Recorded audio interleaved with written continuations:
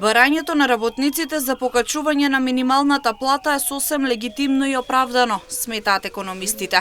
Како што вели Глигор Ивановски, повеќе од потребно е зголемување на платите, а за тоа треба да размислува владата, бидејќи некоректно е да се обвинуваат работниците ако некој странски бренд заминал од кај нас или фирмата не е добро позиционирана на странскиот пазар.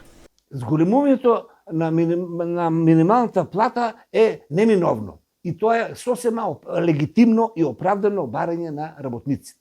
Тука нема дилема. Не можеме ние да ги обвинуваме работниците што бараат да се зголеми минималната плата. А тоа што работодавачите и владата не се спремни тоа да го направат, тоа е проблем. Не е проблем на работниците. Работниците се сосема во право. А тоа што работодавачите ја продаваат нашата работна сила, нашите работници за мали пари спрема овие нивните партнери деловни во странство, е проблем кој што треба да го решава и владата како извршна власт. Не може нашиот работник да биде виновен што странскиот партнер му ја намалил цената по единица производ на нашите конфекционери или преработувачи така натаму.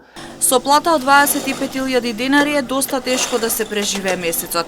Иако имаме семејство во кое двајца млади работат и земаат минимална плата, тие не може да си ги дозволат основните прехранбени производи, а невозможно е да преживеат ако не е решено нивното стамбено прашање. Со 25.000 денари не може да се обстане. Тоа го знаат сите учесници во тоа трипартитно договарање.